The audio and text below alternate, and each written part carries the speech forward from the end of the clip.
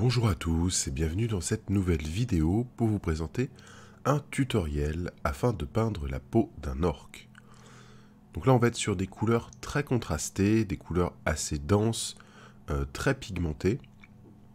On va avoir un rendu assez fort avec un vert assez intense. Voilà, c'est ce qu'on va rechercher ici.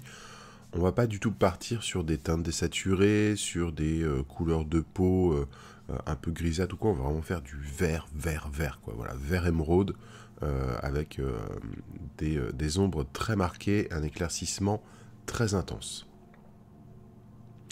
Donc là, c'est une figurine de Rumbleslam pour l'orc. Je trouvais que ces figurines de catcheur avec des muscles très dessinés, assez exagérés et tout, se prêtaient très bien à l'exercice. Et surtout comme il a une espèce de maillot de catcheur là, assez peu de vêtements et de détails, donc on peut vraiment se concentrer sur la peau. Allez, c'est parti, je vous montre ma technique.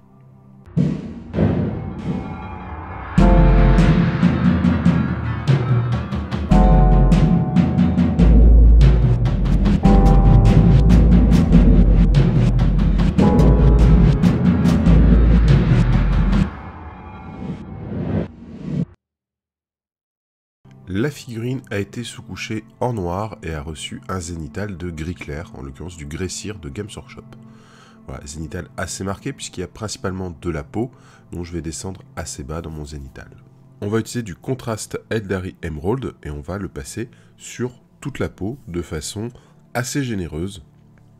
On va essayer de ne pas trop déborder, même si à cette étape, si vous débordez, c'est vraiment pas grave.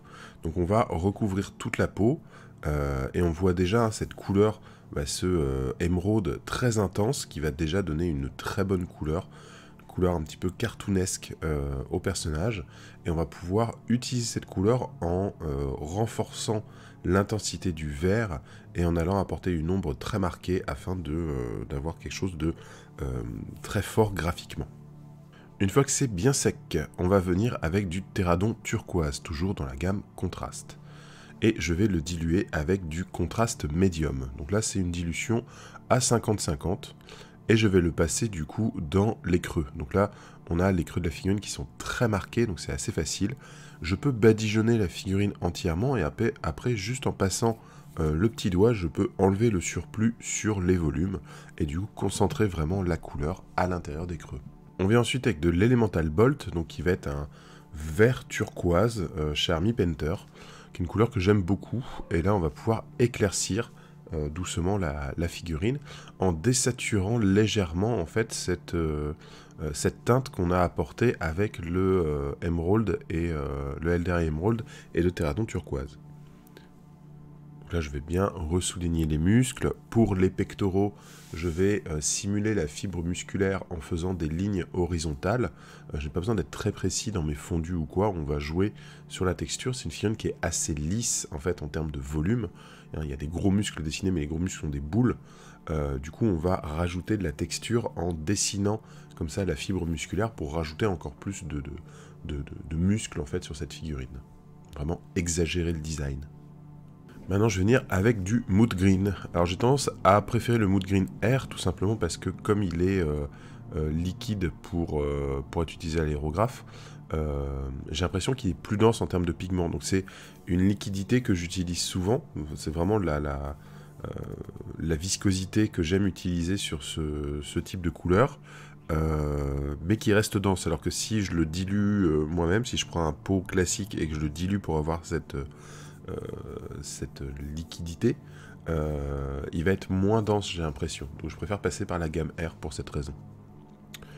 Pour les métaux, c'est très utile de passer par la gamme R, ils sont beaucoup plus faciles à travailler si vous voulez faire des choses, des dégradés en métallique. C'est beaucoup plus intéressant avec les peintures de la gamme R, parce que dès que vous passez dès que vous diluez du métal, ça devient pas beau et tout. Donc voilà. J'utilise notamment la gamme R Valero Prince Auguste pour les métaux, qui est vraiment bien. Mais là, voilà.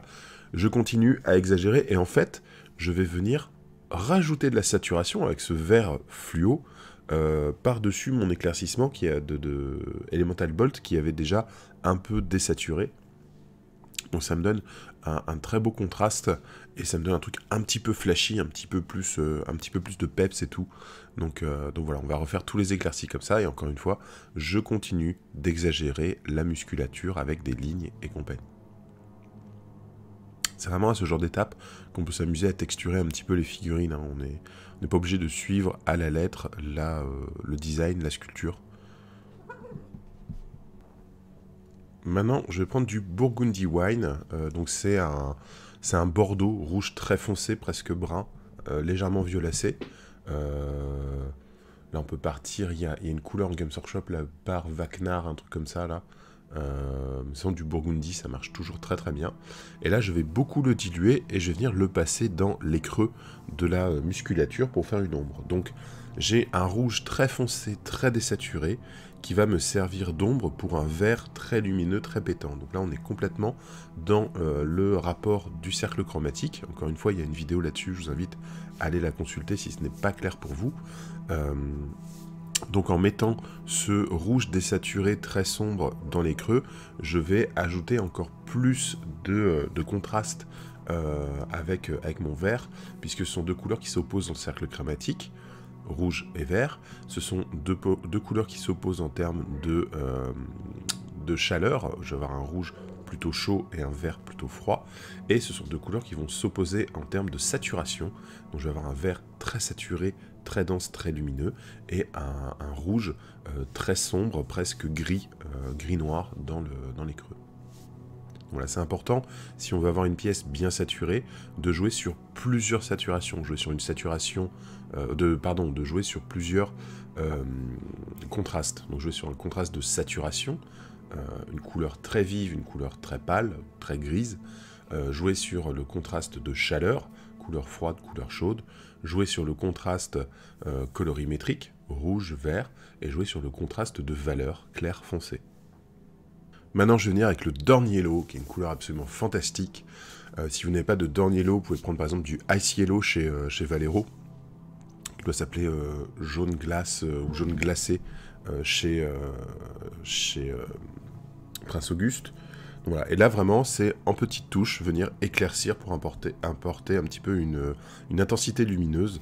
Et voilà, donc là, on va continuer le travail qu'on a déjà fait en Elemental Bolt et en Mood Green, mais vraiment sur des zones plus restreintes et en marquant vraiment le haut de la figurine. Donc je vais vraiment insister sur le visage, que le visage soit très lisible, et les épaules notamment, ainsi qu'un petit peu les pectoraux, puisque c'est une partie très importante de la figurine.